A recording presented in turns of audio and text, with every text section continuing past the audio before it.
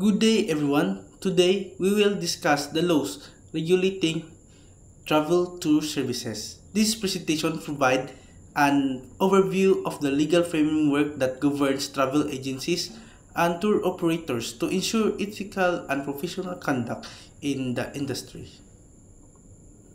Outline. Here's an outline of what we will be covering today. We will start with an introduction, followed by a discussion on historical cases, legal provision, accreditation requirements, responsibilities of travel agencies, and some case studies. Finally, we will conclude with a prohibition on recruitment and a summary of key takeaways. With the introduction, with the rise of technology, travel bookings have shifted online. While this provides convenience and accessibility, it also raises the need for regulations to protect consumers and ensure fair business practices.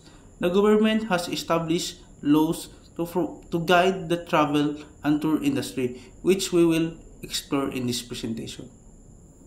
Case of rampant sex tours in the 1970s.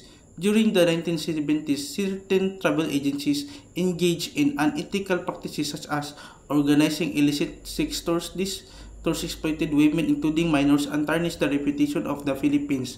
Government intervention was necessary to eliminate these illegal practices and implement stricter regulations.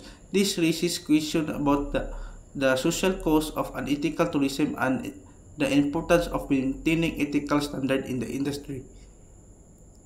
Learning objectives. By the end of this presentation, you should be able to enumerate the procedure for setting up a travel agency, identify the responsibilities of a legitimate travel agency, differentiate ethical from unethical practices, and discuss legal issues faced by the industry. Description of travel business. Travel businesses operate in different capacities. A tour operator arranges and conducts tours. A tour guide assists and provides information to tourists. And a travel agency facilitates ticketing, visas, and accommodation. Understanding these rules helps us appreciate the importance of regulation in maintaining service quality and consumer protection. The Philippine Passport Act. The Philippine Passport Act allows accredited travel agencies to assist clients in renewing their passports. However, these agencies must be accredited by the DFA or Department of Foreign Affairs to ensure authenticity and prevent fraudulent activities. Accreditation of travel agencies and tour operators. To legally operate in the Philippines, travel agencies must be owned by Filipino citizens or corporations with at least 60% Filipino ownership. They must also submit necessary documents such as SEC registration, permits, and financial statements. Additionally, they must operate in a commercial area. The IATA accreditation. The International Air Transport Association or IATA provides accreditation to two types of travel agencies: airline-appointed agencies, which hold ticket stocks, and travel sales intermediaries, which act as brokers for travel-related services. These agencies must meet financial and managerial qualifications to be accredited. Responsibilities of travel agencies and tour operators.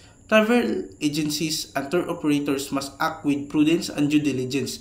They are responsible for ensuring the accuracy of tour information, handling customer concerns, and avoiding misrepresentations. If they fail to meet the standards, they can be held liable for the damages. Case study: Lydia Heraldes and Kinstar Travel.